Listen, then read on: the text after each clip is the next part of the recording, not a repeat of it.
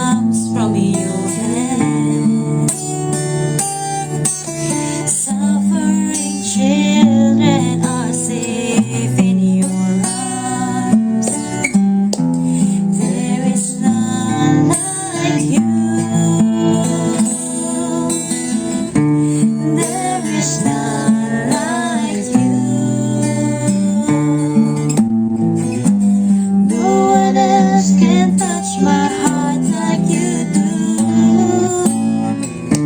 And I could search for all eternity long and find there is none like you.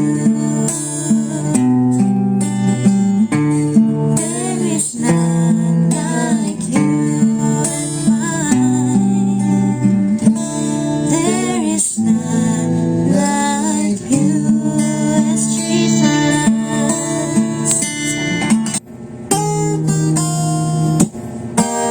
Yes, hallelujah. Sabi nga po sa Psalm 100, shout with joy to the Lord, all the earth. Worship the Lord with gladness. Come before Him, singing with joy. Acknowledge that the Lord is God. He made us and we are His. We are His people, the sheep of His pasture. Enter His gates with thanksgiving, go into His courts with praise. Give thanks to Him and praise His name. For the Lord is good, His unfailing love continues forever, and His faithfulness continues to each generation. Hallelujah! Hallelujah!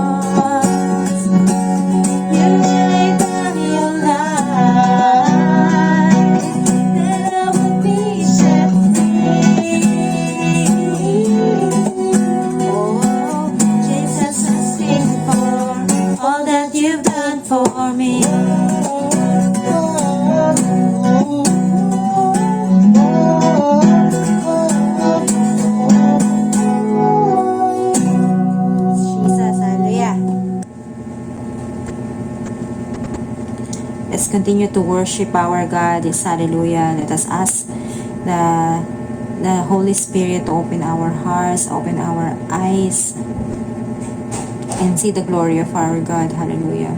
It's Jesus. It's Jesus.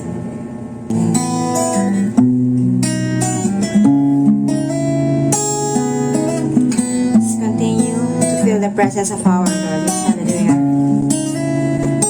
Let's ask the Holy Spirit to once again open our eyes, open our hearts, and see the goodness of the Lord. See His glory. Hallelujah. Savior of my soul, I worship you as God alone.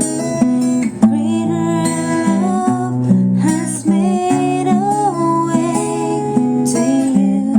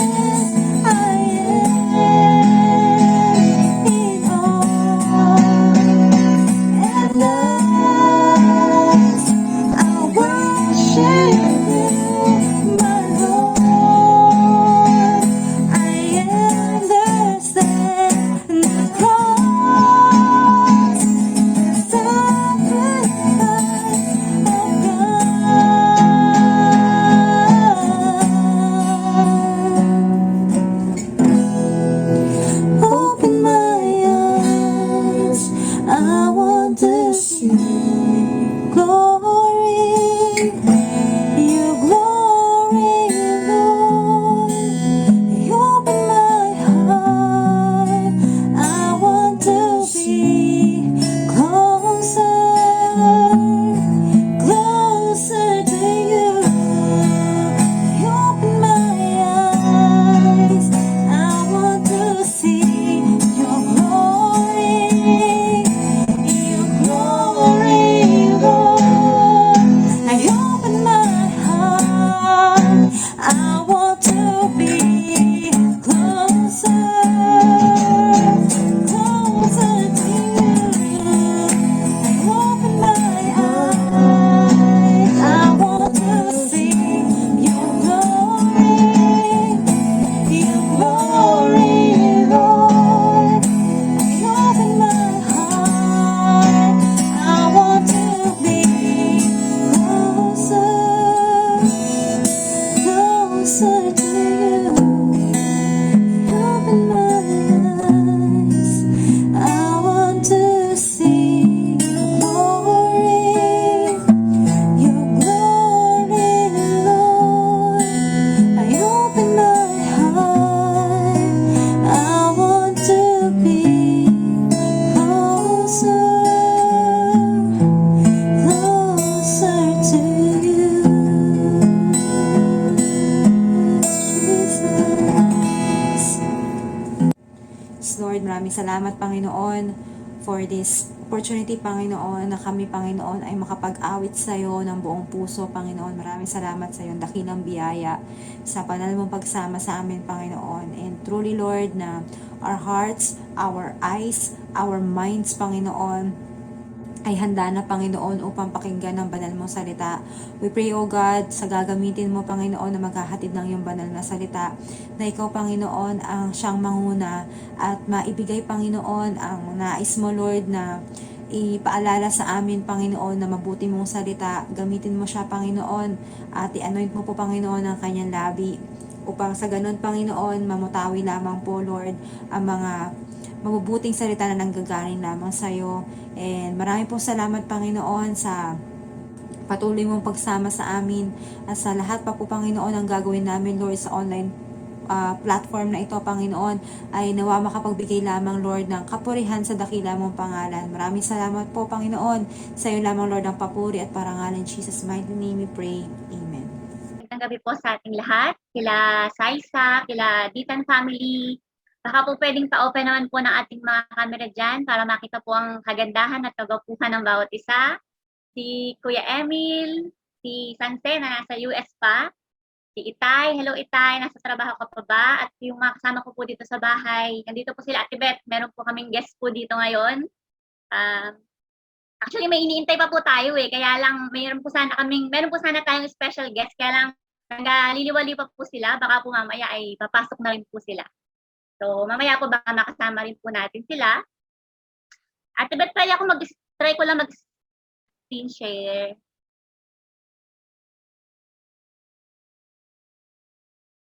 Okay. So,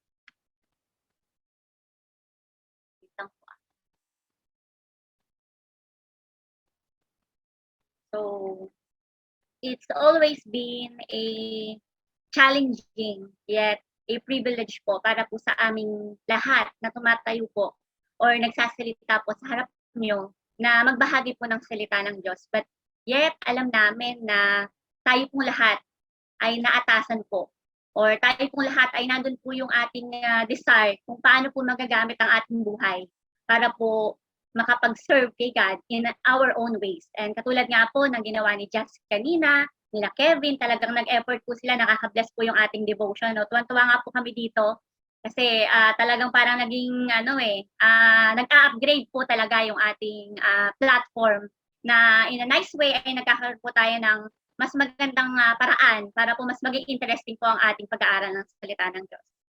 So, ngayon pong month of August, alam po natin na ang ating pong theme ay pinamagatan or hinango po sa aklat ng John 10:11-21, kung saan sinabi po ni Jesus that I am the good shepherd. And let's have a very short recap lang po. Alam ko po yung mga laging present kapag Friday service ay makaka-relate po dito. So, nung first week po ay napag-aralan natin ang mga qualities ni Jesus as a good shepherd. And then, nung second week po, ay tinuro naman sa atin ni Pastor Jem yung 7 ways Christ is the good shepherd to us.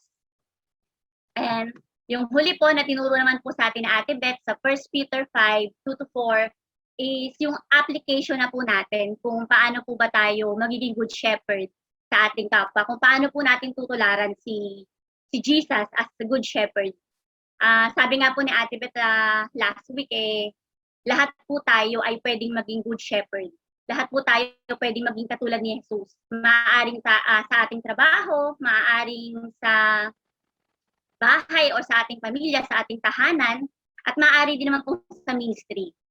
So sa lahat po ng mga natutunan natin sa loob ng 3 linggo, na ang theme po natin is being Jesus, being our good shepherd. Nothing can compare po sa glory ni God sa buhay natin. And nothing can compare po to be being the recipient of that glory. Amen po. But then, ang nakakalungkot po, mga kapatid, ay marami pa rin po sa atin yung nakakaranas na salitang pag-aalala. Marami pa rin pong tao ang nakakaranas ng salitang worry. Marami pa rin po sa atin yung, kahit sabihin po natin na Christian na tayo, natatakot pa rin po tayo. Marami po sa atin insecure. Marami po sa atin ang unsure sa mga bagay or sa future. Ay nag-aalala pa rin po ba nag-aalala pa rin po tayo kung ano po bang mangyayari sa ating bukas or sa ating future. Do you worry? Would you worry? Ang pag-aaralan po natin ngayon ay kanina nga po nung narinig po yung devotion ni Jazz, ilang beses po niyang bilanggit sa ni Kevin, si King David. And nagulat ako, sabi ko, Lord, siguro po, ito talaga yung message na gusto mong ibigay para po sa aming lahat. Kasi sa Devo pa lang, talagang yung main character natin dito sa pag-aaralan natin ngayon, yun mismo po yung binanggit ni Jazz and ni Kevin kanina. So ang ating pong pag-aaralan ngayon ay entitled, If the Lord is my shepherd, or if the Lord was your shepherd, na makikita po natin sa Psalms 23, verse 1-3. So kayo mag-alala, hindi po natin kukunin lahat yon dahil sobrang haba po, baka bukas na po tayo matapos. So pag-aaralan lang po natin yung Psalms 23 verse 1-3. Tayo po munang lahat ay yumuko at pumikit at tayo po ay manalangin. Yes, Lord. Hallelujah, Jesus. Hallelujah. Maraming salamat, Panginoon, dahil maaari po namin balik-balikan, Panginoon, ang napakagandang chapter na ito, Lord, sa Book of Psalms, Panginoon. Maraming salamat, Panginoon, na kami po ay hinayaan mo magkasama-sama ngayong gabing ito, Panginoon, upang makapakinig ng iyong salita, Panginoon. Panginoon, kung mayroon man po sa amin, sa kalagitnaan ito, ng aming Thursday service, Lord, nakakaranas, Panginoon, ng insecurities. Kung mayroon po mga tao, Panginoon, na nagwo-worry, or may wino-worry, Panginoon, sa kanilang kinabukasan, Panginoon, para sa araw ng bukas. Kung mayroon po mga tao na nag-aalala para sa kanilang mga hahal sa buhay. Kung mayroon po mga tao, Panginoon, na may mga dinadala, Panginoon, na burden sa kanilang puso. Panginoon, ang panalangin ko, ang salita, ngayong gabing ito, Panginoon, ay mangusap sa bawat isa sa amin, Panginoon. Let your words speak to us, Panginoon. At ang iyong salita, Panginoon, ay magbigay ng kalakasan at kaliwanagan sa aming buhay, Lord O God. Panginoon, dinutuon po namin sa iyo ang aming mata, tainga, isip at puso, Lord O God. Binibigay po namin sa iyo ang aming buong atensyon ngayong gabing ito, Panginoon. Panginoon, gamitin mo lamang po ang aking buhay, Panginoon, upang ikaw ay maparangalan at maitaas ngayong gabi, Panginoon. Langisan mo, Panginoon, aking bibig, Panginoon, bigyan mo ako ng karunungan ng gagaling sa iyo, Lord, upang ma-deliver po na maayos ang mensahe na gusto mong ibigay para sa bawat isa, Panginoon. Samahan mo kami, Lord, mula sa simula hanggang sa matapos, Panginoon, na aming gawain. Ang lahat, Panginoon, ito hinihiling ko sa matamis na pangalan na yung anak na si Jesus. Amen. So sa 3 linggo po na napag-aralan po natin or basically ang theme po natin is about Jesus being our shepherd, ay naging familiar na po tayo sa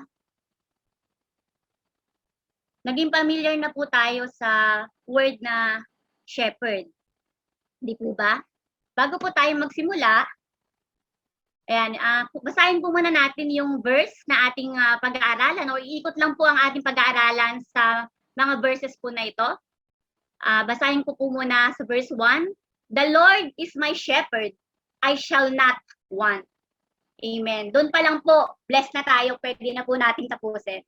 Joke lang po. So ituloy po natin. He makes me lie down in green pastures. He leads me beside still waters. He restores my soul. He leads me in the path of righteousness for His name's sake. Psalm 23, verse 1 to 3. So tayo po ay naging familiar na sa ibig sabihin po ng shepherd. Sa 3 linggo po na pinag-aaralan po natin yung shepherd and sheep. Gusto ko lang pong i-introduce sa inyo yung 5 Bible characters na siguro po yung iba sa atin ay familiar na po sa kanila, pero hindi po siguro natin alam na sila po pala ay mga naging shepherd or pastol din po sa kanilang mga buhay. And paano po natin marerelate yung buhay po nila bilang pastor sa ating sariling shepherd na si Jesus Christ?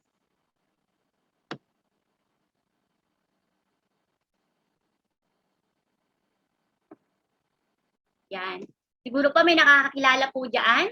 Yan po ay ang magkapatid na si Cain at si Abel. So kung makikita nyo po, si Cain po yung may dala ng mga gulay at si Abel naman po ay yung may dala ng tupa. So naghandog po sila kay God noon. At alam naman po natin yung story ni Cain at ni Abel. Ang kinalugdan po ni God that time ay ang mga handog po ni Abel. So si Abel po ay isa pong pastol ng tupa. And out of jealousy, without any reason, sa pagsiselos po ni Cain kay Abel, ay nakuha nga pong patayin ni Cain ang kanyang kapatid without any reason. Paano po natin siya marerelate sa buhay ni Jesus Christ? Si Jesus Christ po ay pinatay din ng kanyang mga kapatid na Hudyo without any reason. So, winitray din po siya ng kanyang mga kapatid, katulad po ni Abel. Pangalawa po, hindi ko po alam kung mahulaan nyo ba kung sino to, kasi, di ba ang ganda po ng picture, no? Yan po ay si Jacob. So, kilala po, siguro po yung iba sa atin ay nakakakilala po kay Jacob. Si Jacob po pala ay isang pastol din or shepherd po ng mga tupa. But, bago niya nga po pangasawa si Rachel, ay si Rachel ba yung napangasawa niya? Bago niya papangasawa si Rachel ay nanilbihan po siya sa kanyang biyanan na si Laban upang mag-alaga ng mga tupa at mga hayop ni Laban. At kung paano po inaalagaan ni Jacob bilang pastol ang kanyang mga tupa, kung paano niya pinapakita ang pagmamahal, pag-aalaga, pagpapakain, ay ganun din po ang pag-aalaga at pagmamahal na pinapakita sa atin ng ating Jesus bilang kanyang mga tupa. Number 3 ay si Joseph. Si Joseph po, baka po hindi natin alam na siya po ay pastol. Noon, bago po siya pagkanulo ng kanyang mga kapatid. Dahil si Joseph po ay isa sa 12 magkakapatid kung saan po nagsimula yung 12 tribes, di ba? Pangalawa po siya sa bunso. At alam naman po natin ang story ni Joseph, nagselos po sa kanya ang kanyang mga kapatid dahil po mas mahal po ni Jacob. Si Jacob po ay ang tatay ni Joseph. Mas mahal po ni Jacob si Benjamin at si Joseph. So nagselos po sila kay Joseph at pinagkanulo po nila or binenta po nila si Joseph sa mga taga-Egyptio bilang slave by means of 30 shekels. Paano po natin siya ma-relate kay Jesus? Si Jesus po ay pinagkanulo rin po ni Judas Iscariote. Sa kapalit po ay 30 silver coins. Number 4 is si Moises. So si Moises po, bago po siya naatasan ng ating si Yahweh o ng Panginoon, ng Diyos, na kuhanin ang mga Israelita mula sa Ehipto upang dalhin po sa Promised Land, siya po muna ay naging isang pastol ng mga tupa na katulad ni Jesus. So siya po, pinakain po niya sa pamamagitan po ng tulong po ni God ng mana, pinainom po niya ng tubig sa galing sa rock. Ang mga Israelita, hindi po sila nagutom sa desert or sa wilderness for 40 years. Ganon din po ang ating Panginoong Jesus. Siya po ang ating bread of life. Siya po ang ating king of rock. O siya po yung ating rock. Yan, si Moises. At kung paano po nilaban ni Moises ang battle ng mga Israelites, ay ganoon din po nilalaban ni Jesus ang ating mga everyday battle. And last but not the least, I'm sure na kilala niyo po yung litrato na yan dahil po sa kanyang musical instrument. Dahil po ang taong ito, yung sinasabi ko kanina, sa devotion pa lang, binanggit na po ni Jazz. And dyan po iikot yung ating word ngayong pong gabing ito. At yan po ay walang iba kundi si King David. Siya po pala ay, bago po siya naging king, siya po pala ay tinawag po munang shepherd boy. Siya po ay naging pastol po muna ng mga tupa bago po siya naging hari. Kung siya po ang King of Israel, si Jesus naman po ang King of Kings. So yan.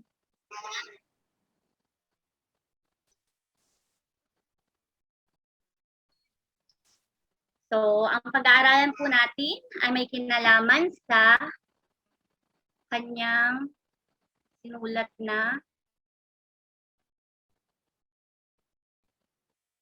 wait lang.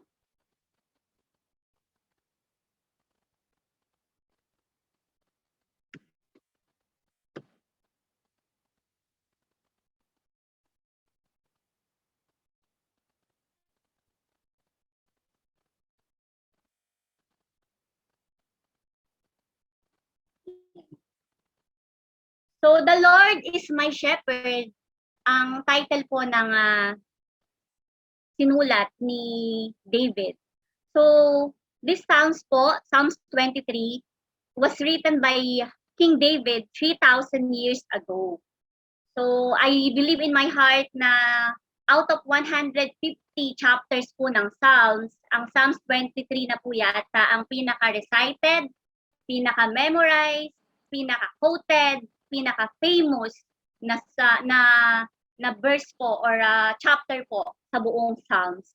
And alam ko po na napakarami na po natulungan ng Psalms na to. Siguro po ay maraming beses na rin po nating narinig ang katuruan tungkol po sa Psalms na to. At alam ko po na mayroon po sa atin na talagang kinakabisado pa po itong kabisado po ito mula verse 1 hanggang sa matapos po yung Psalms 23. Kasi po pinangahawakan po nila yan sa kanilang buhay. Baka nga po merong pang sa atin, sa kalagitnaan po natin na yan po ang life verse. So, start na po tayo. Ngayon pa lang po tayo magsisimula talaga actually. So, the Lord is my shepherd. In this digital generation, we are not familiar with the context of being a shepherd. Amen? Bakit po? Kasi ang mga alaga lang po natin sa bahay ay kung hindi aso, pusa, baboy, at sa bukid naman po ay kambing, baka, at kalabaw. So yung pong mga shepherd at sheep ay kadalasan po makikita lang natin doon po sa mga lugar na mayroong po maraming damo. Katulad po, ewan ko po kung sino po nakapanood sa inyo yung The Far Away Land ni Paulo Contis and ni Ian Santos. Natuwa po ako kasi habang pinag-aaralan ko po yung word na to naalala ko po yung nakita ko po yung mga sheep, yung minasagasaan po si yung dalawa. Nakita ko po parang na-imagine ko tuloy bigla yung akin pong ibabahagi sa inyong message bigla ako pong nag-flashback sa isip ko kasi ganun po siguro yung scenery nung panahon po ni David. So, ang shepherd po ay tagapag-alaga ng tupa. Hindi po lingid sa kaalaman natin na si David po, na sumulat ng Psalms 23, ay naging shepherd boy po muna bago po siya naging hari. So, sabi po ni David, dito po sa pinakasimula ng Psalms 23, "The Lord is my shepherd." So, si David po na isang shepherd is making a comparison kung paano po niya inaalagaan ang kanyang mga tupa. He's making a comparison kung paano po siya inaalagaan at kung ano po ang ginagawa niya sa kanyang mga alagang tupa. He's making a comparison kung ano po ang ginagawa ng Diyos sa kanya bilang shepherd niya. So in short po, yung dating shepherd ng mga tupa ay naging sheep. Dito po sa kanyang statement na the Lord is my shepherd, no? At this time po, ang kanyang shepherd ay wala pong iba kundi ang Diyos. The Lord is my shepherd. Pag sinabi po nating shepherd, sila po ay tagapagmahal, tagapag-alaga, tagabigay ng love, comfort, concern, and care sa kanyang mga tupa. And ako po ay naniniwala in my heart na naisulat po ni King David ang Psalms 23, ito pong the Lord is my shepherd, because he found security, love, comfort po ay naranasan po niya from God. Mga kapatid, kung mayroon po sa atin dito ngayon na nakararanas po ng mga, kung tayo po ay bothered ngayong gabing ito, kung sa iba po sa atin ay may mga inaalala sa ating buhay, kung ang iba po sa atin ay may mga burden na kasalukuyan pong dinadala natin sa ating buhay, para po sa iyo ang mensahe na to. I pray na makatagpo ka ng peace and comfort ngayong gabing ito, knowing that yung shepherd ni David ay pwede mo ding maging shepherd kung magde-decide ka ngayong gabing ito na gawin siyang shepherd ng buhay mo. Yung nagmamahal at nag-aalaga at concern sa bawat isa sa atin, walang iba po yan, kundi yung shepherd ni David, and that is God. Hindi po ba kapag po tayo ay may sakit, or kapag po tayo ay broken-hearted, or kapag po tayo ay malungkot, hindi po ba ang una po nating hinahanap ay yung taong mag-aalaga sa atin? Amen?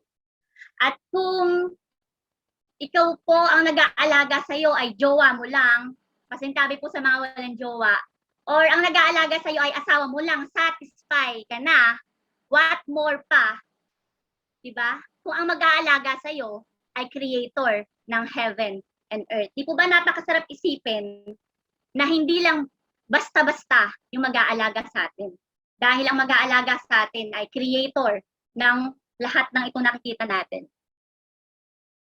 Our shepherd, actually po, tatlong definition po ng pagiging shepherd ang nabanggit po sa Bible. Kung anong klaseng shepherd po si God. Sabi po sa John 10, Jesus is the good shepherd. Sabi po sa Hebrews 13, Jesus or God is the great shepherd. So tatlong definition po yan. At yung pinapag-aralan lang po natin last week na senior po sa atin ni Ate Beth, sabi po doon, the Lord is the chief shepherd. So Jesus is the good shepherd, He is the great shepherd, He is the chief shepherd. Ano pong ibig sabihin? Hindi po basta-basta ang shepherd na gustong mag-alaga sa atin. Hindi po basta-basta yung shepherd o yung Diyos natin. Hindi lang po siya basta-basta dahil po marami pong definition siya bilang shepherd. Alam niyo po ba na nung po mga panahon na yan, ang pagiging shepherd po ay not very pleasant job, or hindi po masyadong magandang trabaho, masasabi po natin, not a very noble job. Pansinin niyo po yung mga nagiging shepherd sa Bible, ibinibigay po nila yung job na yan sa mga bunso. Kaya nga po si David, dahil siya ang bunso, siya po yung naging shepherd doon sa pamilya nila. Ganon din po si Joseph. Siyempre masyado pa pong bata si Benjamin that time. So, hindi yung pong pagiging shepherd ay hindi po pala ganoong kagandahang trabaho noong mga panahon na panahon po na yan. But, isipin po natin, your Creator, our Creator of heaven, the Creator of heaven and earth, ay pinili po maging shepherd natin para lang po abutin tayong lahat at sabihin sa atin that I care for you, that I love you, and I can give you comfort and care. Di po ba napakasarap po na yung pong ating shepherd na napaka-almighty, all-knowing, so nasa kanya lahat ng all, nag-volunteer po para po tayo ay maging tupa niya, para po maging shepherd po ng buhay natin. So the Lord is my shepherd. Yan. Dito pa lang din po tayo sa sa verse 1, pero ang dami na pong nasabi. So dito pa rin po tayo, balik po tayo sa the Lord is my shepherd. Kanina po, sabi ko, ang title po ng ating topic is If the Lord is your shepherd. So dito po napapasok yung mga points natin. Ano po ba yung mga benefits or ano po ba yung mga perks kung gagawin po nating shepherd si God or si Jesus po sa buhay natin. So the Lord is my shepherd. Pansinin niyo po yung salitang my. Yan po, nilagyan ko na po ng underline na red para po ma-emphasize po sa atin kung bakit po mayroong salitang my. My, it pertains to possession. Tama? Kapag tayo ay may nakakakita ng mga online selling, pamain po. Ibig sabihin, sa'yo na. So sabi po ni King David, the Lord is my shepherd. Ang Diyos ay ang aking pastol. That's relationship. Yan po yung number 1 na perks. Kung si Jesus po or si God po ay gagawin nating shepherd ng ating buhay, maaari po natin siyang angkinin. Maaari po natin siyang gawing personal sa buhay natin. Katulad po ni David. Sabi niya, ang Diyos ay ang aking pastol. When we say the word my, we are pertaining to relationship. Halimbawa, tatanungin ko si Lau, kaano-ano mo si Kuya Jem? Jeremiah is my husband. I can say to you that Ate Beth is my friend. Tita Delia is my auntie. It means I have a relationship to her. I have a relationship to Ate Beth. At ako po naniniwala na kaya po nasabi ni David that the Lord is his shepherd. Dahil po naniniwala siya at na-experience po niya personally kung paano po naging shepherd si God sa buhay niya ng mga panahon po na yun. So sa mundo pong ito na puno ng I, me, and myself, nakita niyo naman po sa digital world na ito, puro po I, iPhone, iPad, iMac, ice cream. Joke lang po. So sa isang panahon po na puro me, myself, and I, lagi natin iniisip po yung sarili natin. Bakit hindi po natin gamitin yung context na to remind us that so tuloy po natin, nandun po tayo sa the Lord is my shepherd at ang unang perks po na nabanggit ko po kanina is God is giving us the perks of having a relationship with Him as our shepherd. So sabi ko nga po kanina sa mundong puno ng I, me, and myself, bakit po hindi natin gamitin yung context na yon to remind us that God cares for me, that God loves me, that God sustain me, that God can deliver me, that God is there for me. He died for me. Di po ba? Pwede po natin gamitin yung na yun yung possessive form po na yun na my, me, myself, and I. Now, my question po sa inyong lahat, what is your relationship kay God sa mga panahon po ito? Ano po ang relasyon nyo kay God? Kung tatanungin ko po kayo, may sasagot po kaya kayo sa akin? Kung ano po ang personal relationship nyo kay God? Pwede pong sa akin, my God is my provider. Dahil hindi niya po ako pinababayaan. Hindi niya po, pinoprovide po niya kung ano yung mga kailangan ko. But then, sa inyo po, baka po pag tinanong ko yung iba sa inyo, ang sasabihin niyo po sa akin, the Lord is my healer. Dahil maaring pinagaling kayo ni Lord nung kayo ay may sakit. Maari naman pong sa iba ay pwede nilang sabihin that the Lord is my refuge or the Lord is my source of strength. Ang nais ko lang pong i-emphasize dito ay God can give us the relationship. God is offering us a intimate relationship with Him. So tayo po yung magde-decide kung gagawin po natin siyang shepherd ng buhay natin. Ang dami niya pong kayang gawin sa buhay ng bawat isa. Ayaw niyo po ba magkaroon ng ganong klaseng relationship sa Kanya? I'm sure lahat po tayo gusto natin magkaroon ng intimate relationship kay God. Ang tanong po, kailan? Kailan pa po kayo magde-decide para gawing shepherd si God ng buhay niyo? So, now it's number 1. Gusto ko rin pong i-share sa lahat na ang Psalms 23 po ay marami pong nakatagong pangalan ni God. So, mula po sa Psalms 23, 1, 3, na yun lang po yung pag-aaralan natin, ay 5 names na po, 5 names na po ni God ang marireveal sa atin ngayong gabing ito. At gusto ko pong tandaan po natin lahat po ng mga each name na marireveal po sa atin, isa-isa, verse by verse. Dahil sa mga situation po sa buhay natin ay pwede po nating maalala at matandaan po yung mga names ni God po na yan at magamit po sa ating buhay. Ate?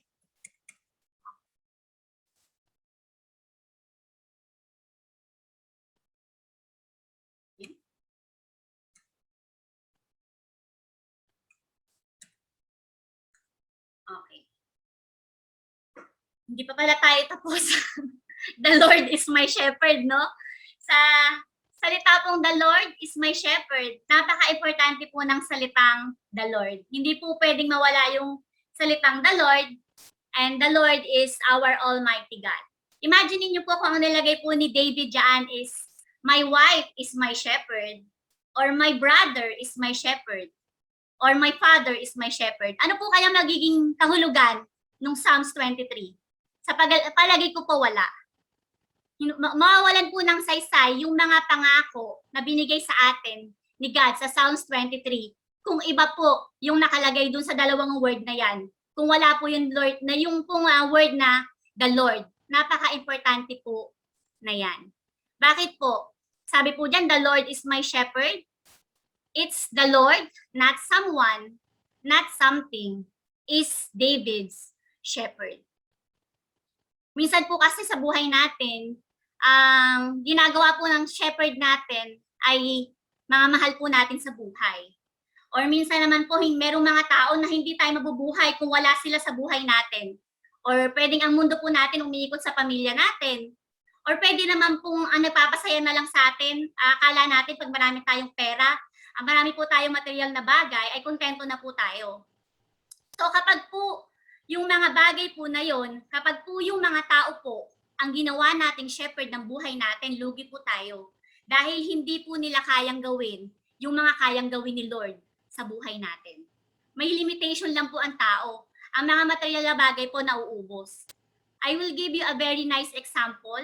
Tinuro po sa atin ni Ate Beth last week na ang mga pastor po at ang mga elders ng simbahan ay naatasan po na maging shepherd din ng flock ni God. But then, katulad po ni Ate Beth, kung ako po halimbawa ay may sakit, hindi po malalaman ni Ate Beth o ni Itay na ako po ay may sakit kung hindi po ako magme-message sa kanila, Ate Beth, masama pakiramdam ko, Ate Beth, inuubo ako, Ate Beth, may problema ako. Hindi po niya malalaman dahil po siya ay tao lang at may limitasyon. So, we cannot compare ang tao lang sa kayang gawin ni Lord. Dahil si Lord po is all-knowing God. Alam po niya at kilala niya po ang bawat isa sa atin. Alam po niya kung anong nararanasan mo ngayon. Kahit hindi mo sabihin sa kanya yung mga burden mo, kahit hindi mo sabihin sa kanya yung mga alalahanin mo sa buhay ngayon, kahit hindi mo sabihin sa kanya yung mga problema mo, alam na alam ni God yan. Why? Sabi po sa John 10, the sheep know the shepherd's voice because the shepherd know each of them by name. Provides safety and security for each sheep and cares for the well-being of each sheep. Napakalinaw po sinabi sa John 10 na ang mga pastol pala ay kilalang-kilala po nila ang kanilang mga tupa sa pangalan. Halimbawa po, at ipetahan na yung props ko. Props ko to eh. So halimbawa po, meron po isang tupa, ako po yung shepherd. May isang tupa po, 1 day old pa lang. Kukunin ko po yan, skin to skin ko po yan para maramdaman po niya yung care ko po sa kanya bilang kanyang shepherd. Ikaw, papangalanan kitang Pedro. Tatabi baba ko na po yan. Kukunin ko na naman po, meron akong assistant. Kukunin ko naman po yung isa pang tupa. Ito naman sasabihin ko, ilalab ko na naman siya kasi para maramdaman niya yung love ko eh. Ikaw, papangalanan naman kitang Petra. So sabi po, Bible na po ang nagsabi. Ang mga pastol po, kilala po nila ang kanilang mga tupa by name. Kahit po 3,000 ships pa yan, eh alam po ng pastol ang pangalan. Kabisado po ng pastol ang pangalan ng kanyang mga tupa. Ganon din po si Jesus sa buhay natin. Sa libo-libo, milyon-milyon, bilyon-bilyon tao sa buong mundo, ay lahat po tayo espesyal sa Panginoon. Lahat po tayo ay kilala ng Diyos one by one. Katulad po ng pagkakilala ng mga pastol sa kanyang mga alagang tupa. So, sabi ko nga kanina, ay mayroon po tayong i-reveal na mga pangalan na makikita po natin sa Psalms 23 verse 1, 2, 3. At sa una nga po nating napag-aralan na sinabi po ni David that the Lord is my shepherd, ang una pong na-reveal na pangalan sa atin ay Jehovah Rohi. So when we say Jehovah Rohi, matatandaan po natin or maiisip po natin, oh, the Lord is my shepherd. Para po tayong si David na ginawa po niyang shepherd si God sa buhay niya. So yan, malapit na po tayo matapos. Joke lang po. So Psalms 23 verse 1 na po tayo. The Lord is my shepherd, I shall not want. So if the Lord is your shepherd and you shall not want, it speaks about the future. Ibig sabihin po, kapag ka po ginawa nating shepherd si God sa buhay natin, kailangan po nating magdesisyon. Kailangan po nating, it's a decision po na hindi na natin kakailanganin pa ng ibang bagay. Dahil si Lord pa lang, sapat na sa buhay natin. Kaya lang po tayo mga tao, normal na po sa atin yung salitang what if. Ate ma, what if magutom ako? Ate ma, what if magkasakit ako? Mawalan ako ng trabaho? Or mawalan ako ng mahal sa buhay? What if, Ate Mau, anong gagawin ko? Alam niyo po ang salitang what if. Alam niyo po ang salitang what if ay it states of it's a statement of doubt. Kapag po nagsasalita tayo ng what if ganito, ganyan, what if ganito, ganyan, tayo po ay nagda-doubt sa kayang gawin ni God sa buhay natin. Ang dapat pong statement natin ay yung salitang even if. Ate Mau, even if mawalan ako ng trabaho, Ate Mau, even if magkasakit ako, even if minsan may kinukuha si Lord sa buhay natin, kahit wala na akong makain bukas kasi wala na akong budget, kahit maubusan ako ng pera, even if nangyari sa akin yung lahat ng to, alam ko at naniniwala ako na hindi ako pagkukulangin ng aking Diyos dahil siya ang ginawa kong pastol sa buhay ko. Amen? Nandoon yung trust natin, nandoon yung faith natin na hindi tayo pagkukulangin ni God dahil siya po yung ginagawa nating shepherd sa buhay natin. So, we are making a decision to make our God our shepherd. My shepherd, your shepherd, is a shepherd of the future. He is looking for your tomorrow. Kaya nga po yung mga presidente at pagka pupunta sila sa isang lugar, inihahanda na po ng mga tao o ng mga tauhan niya yung kanyang lahat po doon sa lugar na yon. Ganun po tayo sa ating Diyos. Ganun po tayo ka-espesyal. Bago po dumating ang araw ng bukas, inihahanda na po ni God ang mga bagay para sa atin. Kaya nga po sabi sa Jeremiah 29:11, di ba? I know the plans I have for you, says the Lord. Plan to prosper you and not to harm you, to give you future and a hope. Napakaganda pong panghawakan ng promise na yon dahil panghahawakan po natin lagi sa ating buhay na ang future po natin, dahil si God ang ating shepherd, ang future po natin sigurado na. Because our shepherd is the shepherd of future, is the God of future, and He's preparing for our tomorrow. Our God is a God who over-deliver. Sabi po sa Ephesians 3:20, napakaganda po ng verse na to, tandaan po natin, para po kung sakali man po ay dumadanas po tayo ng mga pagsubok sa buhay, let us remind ourselves with this verse. Ano pong sabi dyan? Sa Ephesians 3:20. Your God is able to do, guess what po? Immeasurably above and beyond what you can ask for. Napakaganda po ng verse po na yan kasi sinasabi po dyan yung assurance natin na yung our God can do more than what we ask for. Yung mga bagay na hindi na natin kailangan sabihin sa Kanya, kaya po niyang gawin sa buhay natin. More than pa doon sa mga hinihiling po natin sa Kanya. So, ang the Lord is my shepherd, I shall not want. Ano pong perks? That's supply or provision. Yung po mga bagay na kakailangan po natin, kaya pong i-provide po lahat ni God yan sa buhay natin. Ang mga anak ng Diyos, hindi niya po pababayaan. Minsan magugutom tayo pero hindi po tayo mamamatay sa gutom. Amen? Sabi po sa Psalms 34:10, the lions may grow weak and hungry, but those who seek the Lord lack no thing. Kung sino daw po yung humahanap kay God at kung sino daw po yung nag-trust kay God, they will lack no thing. Amen? Gusto nyo po bang maranasan nyo sa buhay nyo na hindi po kayo kukulangin? Gawin nyo po shepherd si God sa buhay nyo. Na alam nyo po yung story ng mga Israelita, na pinag-uusapan po namin ito ni Ate Beth nung isang araw. Yung po mga Israelita ay mga slave po sa Egypt. Baka po kasi yung iba hindi po nila alam yung story, so bigyan ko lang po ng maikling recap. So mga slave po ang mga Israelita sa Egypt at inutusan po ni God si Moises na kuhanin sa Egypt ang mga Israelita para dalhin sa promised land.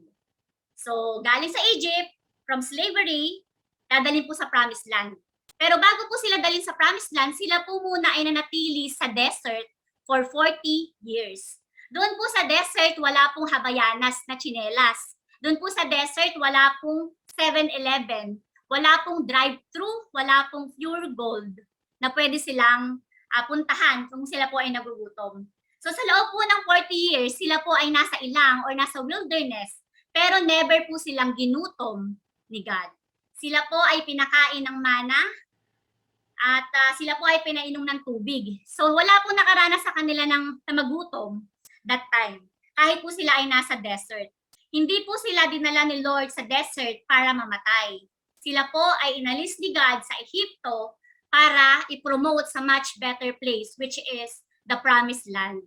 Kung meron po sa atin dito na nakararanas po ng desert sa buhay natin, tandaan po natin na ito po ay mga pagsubok lang para tayo po ay maging matatag at lagi po nating iisipin na sa mga desert pong ito ng buhay natin na katulad ng mga naranasan ng mga Israelita ay katulad din po na kung paano naging faithful si God sa buhay ng mga Israelitang ito, ganun din po siya magiging faithful, ganun ka-faithful sa buhay natin at alam po natin na hindi niya tayo pababayaan sa oras ng mga pagsubok.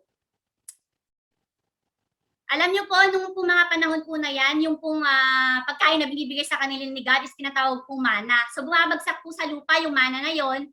They are like white rice. Parang ganun, Ate Beth, no? Pero ano siya, masarap siya sa may lasa. So yun po, nabubusog na po sila doon. Saan nagpadala ba ng mga kwek-kwek? Na nagpadala na ng mga pugo. Nagpadala ng mga pugo. So, hindi po talaga nagutom yung mga Israelita. Meron pong isang instruction lang ang Diyos sa kanila eh. Huwag pong kumuha ng sobra. May kilala po ba kayong mga Ate Shawi? I'm sure lahat po tayo pamilyar sa Ate Shawi dahil lahat po tayo sa GMC ay mahilig magbalot. So, yung mga po dyan, kaway-kaway sa mga kaway-kaway po sa mga natatamaan, tabi-tabi po. So ang instruction po sa kanila ni God ay huwag kumukuha ng sobra. Dahil po kinabukasan, bibigyan naman po sila. Pero may mga matitigas pa rin po ang bungo. Kumuha po sila ng sobra. Kinabukasan po. At yung iba naman po, kumuha po ng kaunti. So yung kumuha po ng sobra, kinabukasan, ang nangyari po, wala pong natira sa kanila. At yung kumuha naman po ng kakonti, ay sapat lang, sakto lang. So ganon din po tayo, dapat sa buhay natin, yung po mga kumuha ng sobra, hindi po sila nagtiwala kay God. Na kinabukasan ay ipoprovide pa rin po sila ni God. Hindi po nila kailangan magmadali, mag-umatat sa pagkuha, maging gahaman sa pagkuha dahil ang pangako po sa kanila ni God, he will sustain them. Hindi sila gugutumin. Pero hindi po sila nagtiwala. Kaya ganun po yung nangyari sa kanila. Si God lang po ay sapat na. Kapag po kay Lord, kasi ay sapat, sabi dyan. They've been in the wilderness for 40 years. Imagining nyo po, 40 years, silang nandoon sa ilang. Hindi po sila nagutom. 40 years po sila, ang kanila pong sandalyas hindi po napudpod. Ang kanila pong damit hindi po naluma. Sila po ay pinakain, pinainom, pinagaling ni Jesus or ni God for 40 years. Si Moises nga po yung nag-lead sa kanila, 120 years po nung namatay, hindi po lumabo yung mata. Ngayon po sa atin, 12 years old pa lang, malabo na yung mata, di ba?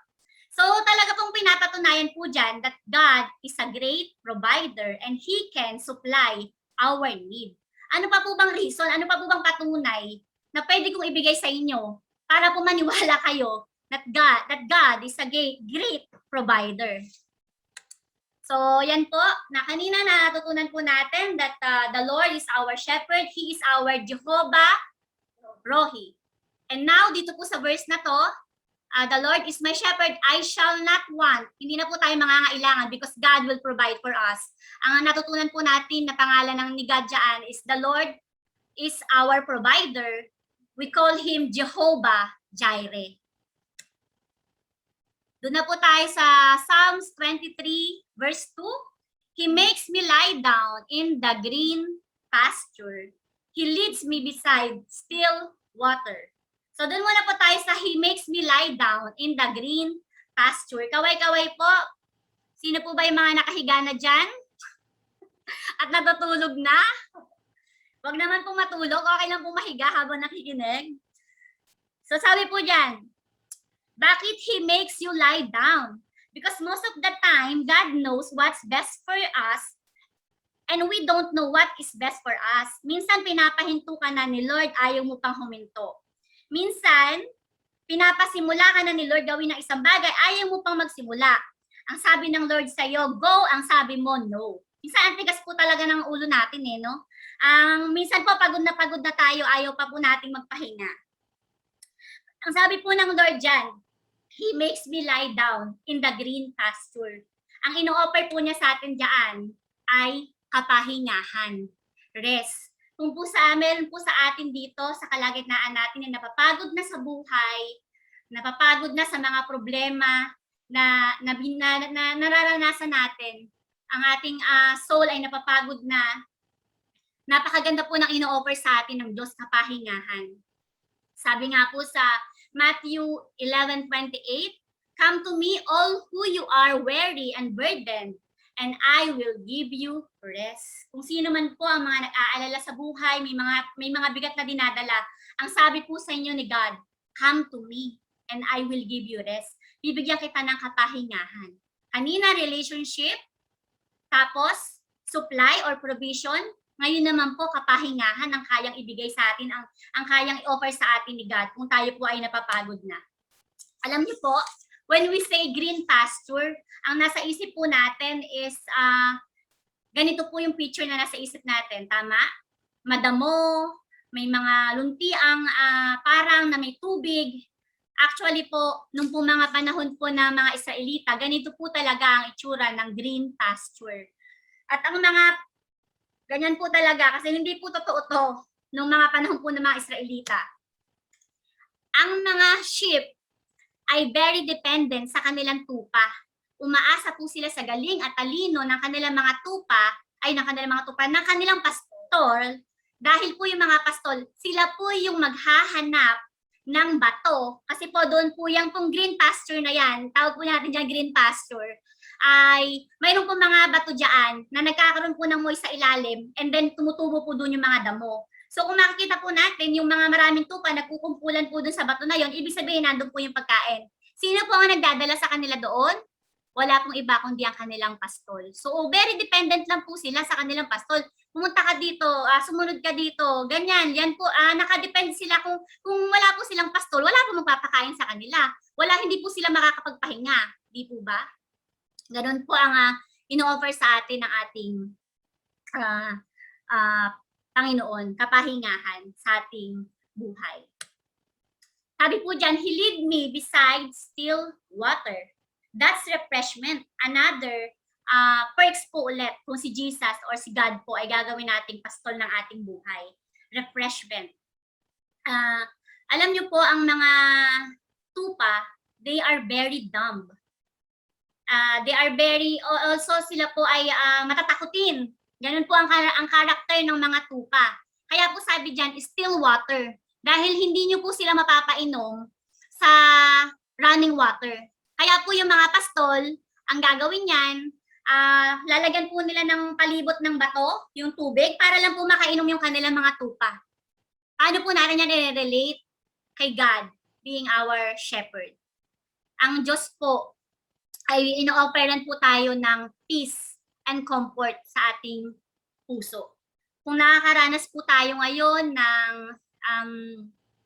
alalahanin sa buhay, ino-offeran ka po ni God ngayon ng peace sa puso mo. Kung si God yung gagawin mong shepherd ng buhay mo, makakaasa ka dyan sa pangako na yan, sa perks na yan, na hindi ka lang niya bibigyan ng rest, bibigyan ka pa niya ng peace sa buhay mo.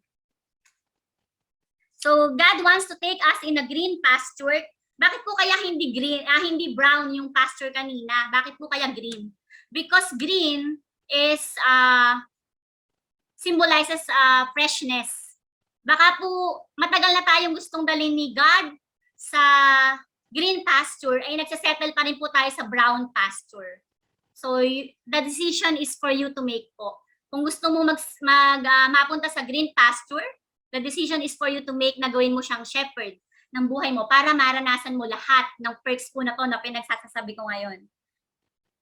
So, ang natutunan po natin dito sa verse po na to is another name ni God, which is Jehovah Shalom. The Lord is peace. Binibigyan po tayo ng kapahingahan, binibigyan po tayo ng kapayapaan sa puso natin ni God. Yan po yung isa pa sa mga ino-offer niya sa atin sa verse po na to. So tuloy na po natin, malapit na po tayong matapos, huwag muna kayong matutulog. Psalms 23 verse 3, He restores my soul. Doon muna po tayo. He restores my soul, that's healing. Ang mga pastol po, kapag po ang mga tupa nila ay may sakit o nananamlay, alam po nila, nararamdaman po nila yun. Alam po nila kung paano po gagamutin ang kanilang mga tupa. And I do believe na alam naman po nating lahat that God, our God, is a great healer. Alam po natin na napakarami niya pong napagaling. Yung nga pong taong bulag mula nung kanyang pagkabata ay bulag na, pinanganak siyang bulag, nakakita pa dahil pinagaling ni Jesus. Yung pong mga pilay, pinalakad niya. Mga pipi, nakapagsalita. Napakarami pong event sa Bible kung malalaman po natin na talaga pong maraming pinagaling si Jesus. And hindi po yun imposible sa buhay natin. Kung tayo po ay, alam ko po, nag-uusap nga po kami nilaw minsan, sabi ko sa kanya, Lau, parang nakaka-COVID na yung mga taga-GMC, parang konti na lang ang hindi.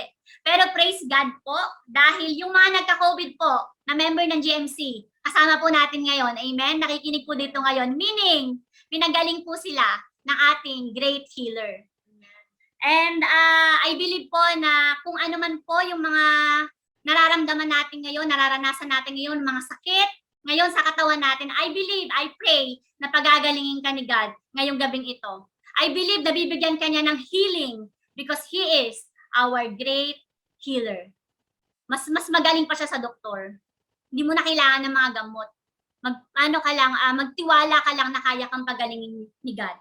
Meron na po ba sa atin dito na nagkasakit tapos namatay? Wala po, di ba? Meron po ba dito nagkasakit tapos hindi gumaling? I'm sure wala po. Kasi kung meron, baka po umuwi na tayo sa Pilipinas. Amen. Lagi pong mayroong healing. Nakakaasa po tayo na lagi po tayong pagagalingin. And lagi pong may restoration kapag po si God ang ginawa nating shepherd ng buhay natin. Naalala ko po si Ate Sheila saka si Kuya Paul. Sayang wala po sila ngayon. Napakaganda po ng testimony po sa buhay ng mag-asawang ito. Yung po kanilang anak na 1-year-old ay nagkaroon po ng COVID. And less than 1-year-old nagkaroon po ng COVID. But then, ang mag-asawa pong ito, sabi, kinukwento po sa akin ni Lau, nakausap daw po niya ni Ate Sheila. Yan, inaanohan ako nila, inaakmaan ako, ang ingay ko daw. So naikwento po ni Ate Sheila sa kanya na yung po na-experience ni Baby Kylie ay pinaubaya na daw po nila kay God. Kumbaga natanggap na daw po nila na kung kukunin daw po si Kylie sa buhay nila, eh yun po ang will ni God. Ganun po. Ganun po yung faith. Ganun po yung faith na binigay ng mag-asawang ito kay God. Alam ko po na nung mga panahon po na yon, ang inasahan lang po nila ay mga prayers natin at ang inasahan lang po nila ay si God, ang shepherd ng buhay nila. Alam po nila sa puso nila na pagagalingin po ng Diyos ang kanilang anak. And praise God, hindi po sila binigo ng kanilang great shepherd. Alam po natin na ngayon po nasa bahay na po si Baby Kylie at magaling na po. So praise the Lord po. At binibigyan po tayo lagi ng kagalingan sa ating mga sakit ng ating Panginoon. So ano po matututunan natin na pangalan ni God sa verse po na ito? Our God is the Lord who heals. He is our Jehovah Rapha. So when we say the word Jehovah Rapha, it means that the Lord is our healer.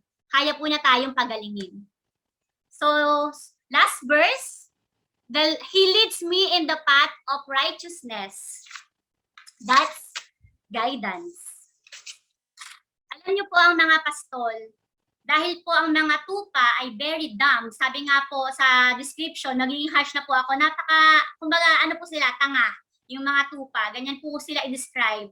Talaga pong napaka-dumb nila, defenseless ba tawag natin? Dependent, napaka-dependent lang po nila sa kanilang pastol. And sa sobrang dumb nga po ng mga tupa na to, kapag po may nakita sila, doon po sa Turkey, may isang kwento po doon na meron daw pong 430 na tupa tumalon sa bangin. Bakit po? Nakakita po sila ng isang tupa, binaya na po nila. So lahat po sila ngayon, 430 na tupa ay namatay at tumalon po sa bangin. Ganun po sila ka-dumb. So, kailangan po nila ng someone na mag-guide po sa kanila, papunta doon sa pastulan, papunta po doon sa green pasture. Kaya po yun po yung trabaho ng pastol. Ano po natin yan may connect sa ating buhay? Minsan po sa buhay natin, nakaranas po tayo na parang nalalayo po yung loob natin kay God. Parang puro na lang iniisip natin, problema. Nawawala na tayo ng oras nawawala na tayo sa isip natin, nawawala na nandiyan nga pala si God para sa akin. Tama? Nandiyan nga pala si God para sa akin. Bakit hindi ko siya lapitan? Kumbaga umaano tayo, di ba tawag nga nila may mga black sheep sa pamilya? Parang ganyan po. Parang mga tupang ligaw. Meron din po sa atin minsan tupang ligaw. Alam po natin na ito yung tamang gawin, pero dito po tayo pupunta sa gantong gawain. Alam po natin na mali, pero tinutuloy pa rin po natin. Pero kung meron po tayong, nililid po tayo ni Lord through righteousness, kung siya po yung gagawing shepherd natin sa buhay natin, alam po natin na never po tayong mapapahamak. Alam po natin na hindi po tayo maaano dahil po i-guide po ni Lord ang buhay natin. Naalala niyo po yung kwento po ng the lost sheep? Iniwanan po nung pastol yung kanyang, meron po siyang 100 na tupa. Yan, meron po siyang 100 na tupa. Nawala po yung isa. Alam niyo po ang ginawa ng pastol? Wala po siyang pakialam or kumbaga iniwanan niya po yung 99 para lang po hanapin yung isang tupang nawawala.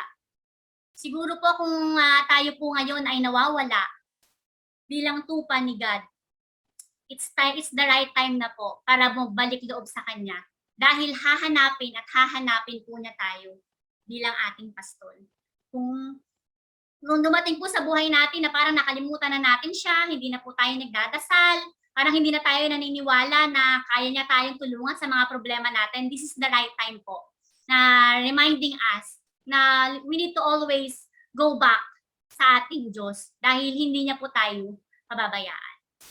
So yun po, ang matututunan po natin sa last verse po na yan is, baka po ito ngayon lang nadinig, ako ngayon ko lang to actually nalaman, Jehovah, may Jehovah din niya ate. Jehovah Chidkenu. The Lord is our righteousness. Yan. So, Nakita niyo po, di ba? 3 verse lang po yung pinag-aralan natin sa Psalms 1 to 3, pero 5 name na po ni God ang na-reveal po sa atin ngayong gabing ito. So yan po, perks of God being our shepherd. I-recall lang po natin or i-recap lang po natin. Number 1, we can have a relationship with Him as our shepherd because He is our Jehovah Rohi, or the Lord is my shepherd. Number 2, He will give provision. Kung ano man po yung mga pangangailangan natin sa buhay natin ay kayang-kaya pong i-provide ni God yan.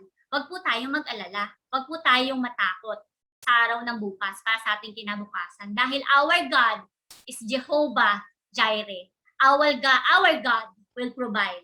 Number 3, He will give us rest and refreshment and peace. He is our Jehovah Shalom. Kung nakakaranas po tayo ng stress sa buhay natin, God will give you rest. God will give you refreshment. God will restore your soul. God will give you peace sa puso mo. Number 4 now, He will heal us. He is our Jehovah Rapha. Kung nakakaranas po tayo ng mga sakit, mga nararamdaman po natin sa buhay natin, sa physical man, ito man ay mental, physical, emotional, makakaasa po tayo tonight. God is reminding us that He is the great healer of our life. Ipagkatiwala lang po natin yan kay Lord. And last but not the least, He will give us guidance. He is our Jehovah Chidkenu. Hindi pa po huli ang lahat para po tayo ay pumunta sa tamang landas, papalapit sa Kanya. He will hug us. He will accept us with an open arms. Iniintay niya lang po tayo na bumalik sa Kanya para hindi po tayo maligaw ng landas. So, ayun po yung ating natutunan ngayong gabi ito, yung mga perks po, yung mga pangako po ni God sa buhay natin na nakita po natin sa Psalms 23 verse 1 to 3. Bago po ako magtapos, gusto kong i-share sa inyo yung very short story. Mayroon pong 5 taong bata. Ito po ay isang klase ng mga 5 taong mga children. And nag-ask po yung teacher nila kung meron daw pong isa sa pwedeng mag-recite ng Psalm 23. Siyempre po, ang haba po ng Psalm 23, di ba? Kahit ako nga minsan nawawala-wala pa sa haba ng Psalms 23. So, meron pong isang bata na nagtaas ng kamay and pumunta po siya sa harap. So, syempre po yung mga ka-classmate niya ay tahimik. Iniintay po nila kung kaya ba talagang i-recite nung 5 years old na batang ito, kahit po yung teacher niya, ang Psalms 23, kasi ang haba. Alam niyo po kung anong sinabi ng bata? Sabi ng bata, "The Lord is my shepherd, and that's all I want." Tapos umupo na po siya. Bakit ko po sinare po sa inyo yung salita po ng bata na yun? Natahimik po yung teacher. Kasi sa murang isip po ng bata na yun, naisip na po niya na kung si Lord ang gagawin niya shepherd ng buhay niya, yun lang ang gusto niya.